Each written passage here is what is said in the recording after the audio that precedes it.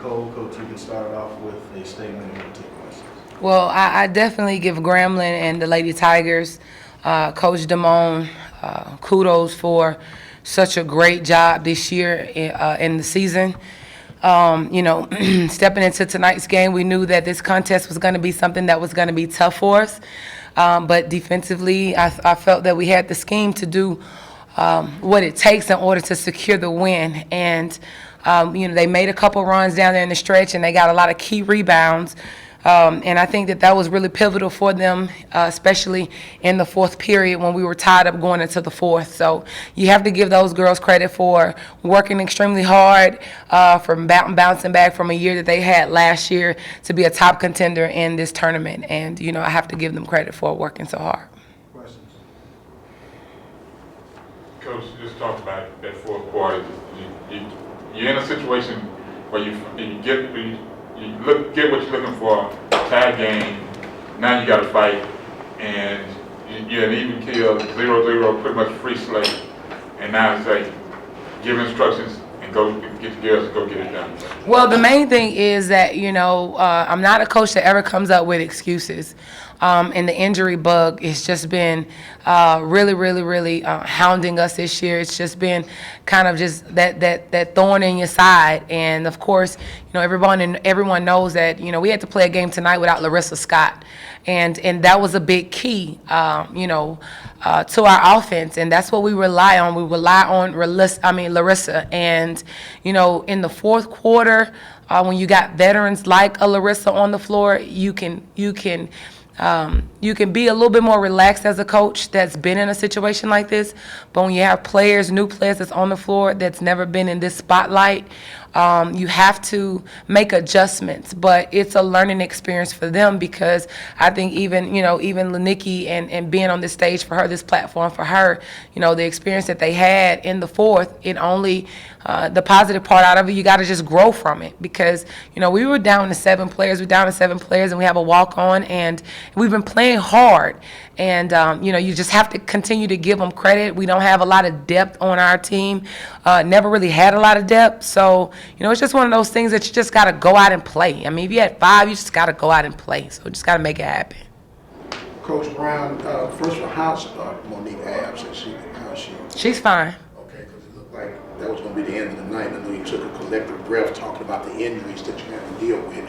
But when you look at it, the one thing I give you credit for, you never make excuses. You just roll with what you got. What did you tell your girls as you had that final talk with them for this season? Well, one thing about injuries, I think we saw something yesterday in the tournament that motivated us, and that was Noriana Haynes. And you got a kid like Noriana, and she was just bleeding on the floor and just laying there, and at a point where it was 2 minutes left in the game, and she could have easily just came out the game and just been done. I told the kids, I said, you got to be that tough, because it's tournament time. And that's what I told Mo. I said, Mo, it's time to be tough. She just rolled her ankle or whatnot, and, it wasn't something that was just really, I think it more scared her more than anything. But, she was fine. But during tournament time, the tougher teams, they advance and they continue. And, I'm not saying that we weren't tough, but it's hard. Lamaria's playing right now. She just got out of a boot last week, and Alexis is not 100%, so it's just been hard on us, and we've just been trying to find a way to kind of get through it. And I just think that in the end, we may have run out of gas when we needed just a little bit more depth there down in the stretch. And speaking of running out of gas, 4-11 from the free throw line, 50%, it's a different ball game. And I know no excuses, but you can see some of the shots in the front end of the goal, which, from what I was taught, that's signs of fatigue. Well, one thing about it, we spent 40 minutes shooting free throws in the last 2 days, because I've always told them layups and free throws, and free throws will win championships. And I think the main thing is that even when you're tired and fatigued, you got to be able to still hit shots. It's a level of concentration at that point, and you can't focus on what's hurting and what's bothering you, and you're trying to catch your breath. You got to focus on that free throw. And I think that we lost focus on free throws tonight, because we were fatigued, and we were not because we were too tired to hit the shots, but I think because we were focusing on us being tired. Speaking of resilience, Coach, and just how you fought through injuries and everything that was thrown at you this season, y'all started off down 8-1 and just immediately worked your way back. I mean, talk about the toughness that your team showed in that and made it a ball game when they could have just as easily, packed away. Well, the game of basketball is a game of runs, and you got to be able to respond to runs. So a 8-0 run, a 10-0 run for us isn't uncommon.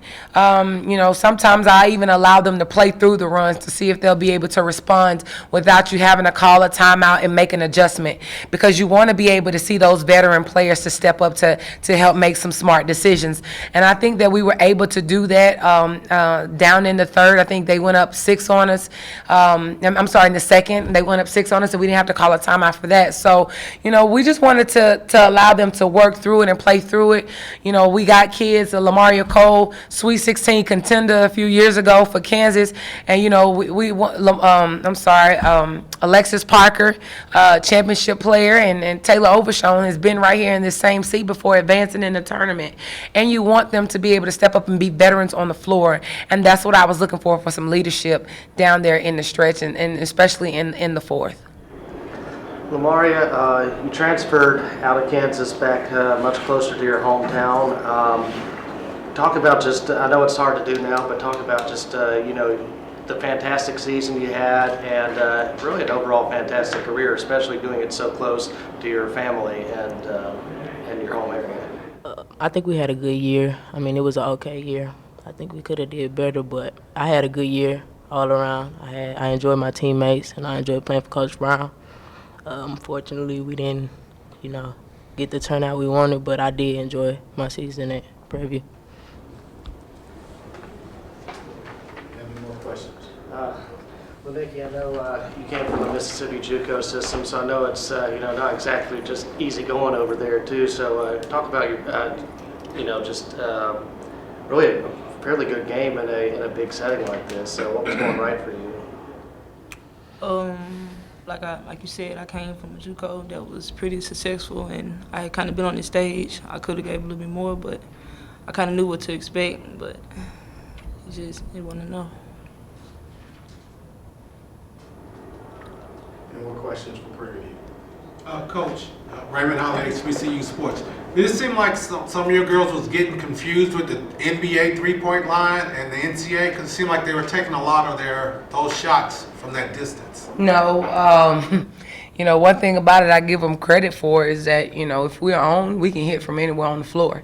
So NBA range and the regulation of the NCAA three-point line. So, I get on them all the time, but I never get on them for taking shots. And I tell them that all the time, because the only time that you put yourself in a situation not to win is if you don't shoot the ball. Taking the right shots, making the right shots, and shot selection is important. But as far as the range of where to shoot, I've seen Lamaria no different than Jeanette Jackson, Monique Abbs, players like that. Lanicky, they can shoot that deep three, and we value that. There's no other post player in this league that can shoot the three ball like Lanicky McMillan, and that's why she's with this program. So, I was actually even telling her one time, how far she was at. I was like, take the shot. We work on that in practice.